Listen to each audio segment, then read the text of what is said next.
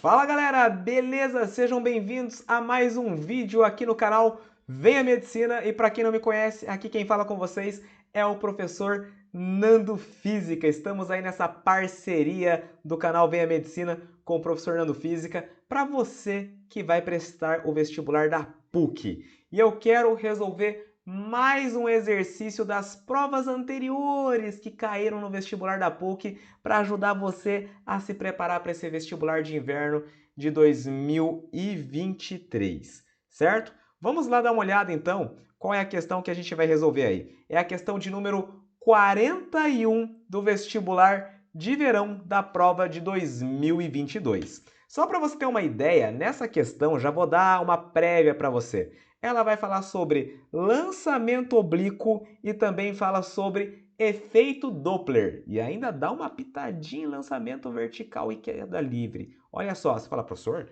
lançamento oblíquo e efeito Doppler? Exatamente. Vamos à leitura. Ele fala o seguinte pra gente, ó. Um canhão de ar comprimido lança obliquamente no instante de tempo t0 um pequeno objeto de massa m, dotado de uma sirene. Aí que tá, ó, sirene, emissão de som. Uma sirene que emite um som de frequência F0. O objeto escreve uma trajetória parabólica. Atinge a altura máxima 3 segundos após ser lançado e cai no solo num ponto situado numa mesma horizontal que o ponto de lançamento. A aceleração gravitacional na região é igual a 10 metros por segundo ao quadrado e qualquer atrito pode ser desprezado. A respeito do descrito, considere as seguintes afirmativas. Número 1. O trabalho realizado sobre o objeto pelo seu peso, pela força-peso, entre os instantes de tempo 1,8 e 2 segundos é igual em módulo ao trabalho realizado entre os instantes de tempo 4 segundos e 4,2 segundos. Qual é a análise que a gente vai fazer para verificar essa afirmativa aí? Primeiro, gente, é um lançamento oblíquo, certo? Então você vai imaginar o objeto, né, fazendo essa trajetória oblíqua aí. Então vamos fazer o desenho aqui para a gente começar. Então você vai imaginar que o objeto está aqui no chão, certo? E ele vai ser lançado obliquamente, né? Então o objeto ele vai fazer essa trajetória aqui, ó, a trajetória oblíqua. Aí, aqui nós temos a altura máxima. De acordo com o enunciado, esse tempo de subida, ou seja, o tempo para chegar na altura máxima foi 3 segundos. Moral da história, o tempo que ele menciona ali, 1,8 segundos, é um pouco antes da altura máxima, né? E o outro tempo que ele menciona é de 2 segundos, também é um pouquinho mais para frente. Aí, se você analisar 1,8 segundos e 2 segundos, né? 2 segundos, falta 1 segundo para a altura máxima. Depois ele fala para a gente que é o tempo de 4 e 4,2. O tempo de 4 segundos ele está na mesma altura que o tempo de 2 segundos, né? Então, aqui 2 segundos e aqui 4 segundos. E o tempo de 1,8 segundos, ele vai estar numa altura análoga, na mesma altura, a 4,2 segundos. E daí você me pergunta, Nandão, como é que você sabe disso? 1,8 segundos está faltando exatamente 1,2 para chegar em 3. E 4,2 segundos é 1,2 segundos depois do 3. Ou seja, aqui falta 1,2 segundos para chegar na altura máxima e aqui é 1,2 segundos após a altura máxima. Moral da história. O que você tem? A diferença de altura que ele vai subir aqui é a mesma diferença de altura que ele vai cair aqui. E aí você pensa, trabalho da força-peso. O trabalho da força-peso, ele é calculado como? Como a massa do objeto vezes a aceleração da gravidade, tudo isso multiplicado pela altura. Só que a altura que ele sobe e a altura que ele desce é a mesma. A única diferença, galera, a única diferença é o seguinte, é que na subida, o que você tem na subida?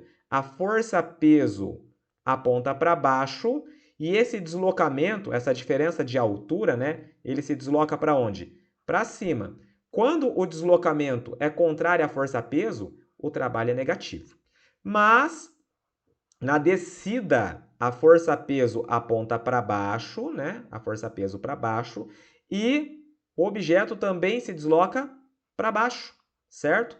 E aí o trabalho vai ser positivo. Mas a diferença de altura de 1,8 a 2 segundos é a mesma diferença de altura de 4 a 4,2 segundos. A única diferença é que num caso ele está subindo, no outro ele está descendo. Então a diferença de altura vai ser a mesma, a aceleração da gravidade é a mesma e a massa é a mesma.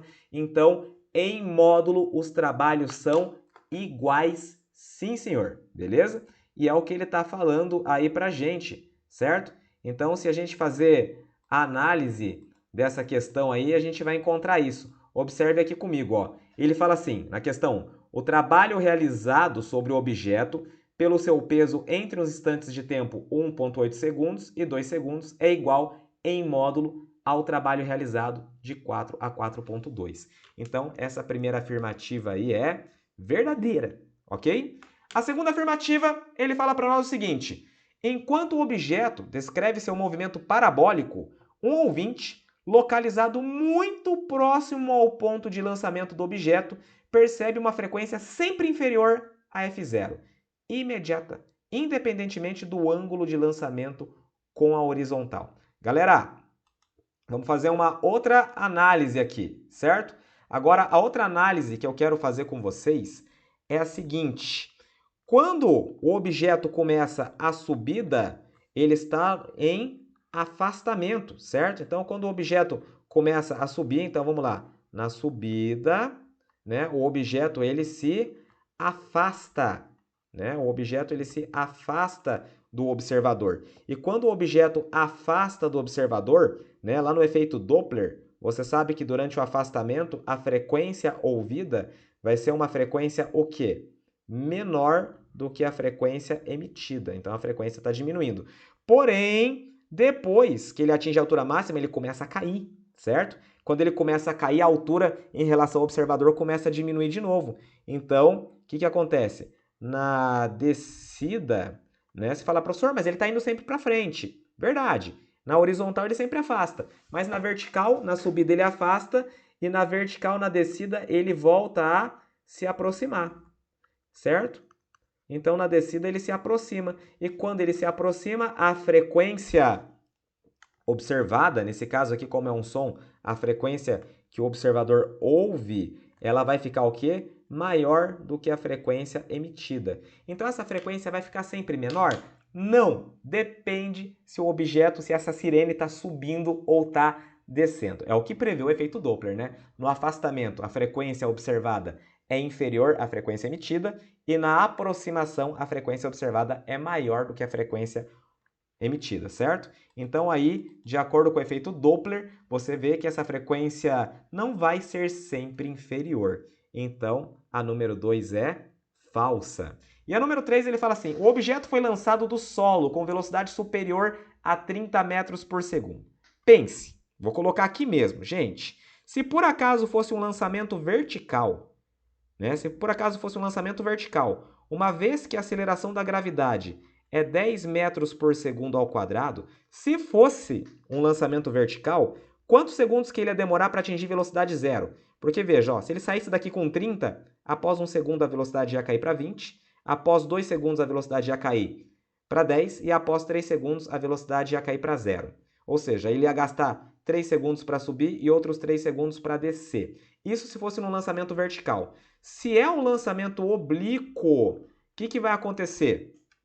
Para que ele consiga atingir a altura máxima em 3 segundos e depois descer, ele vai precisar sair com uma velocidade superior a 30. Por quê?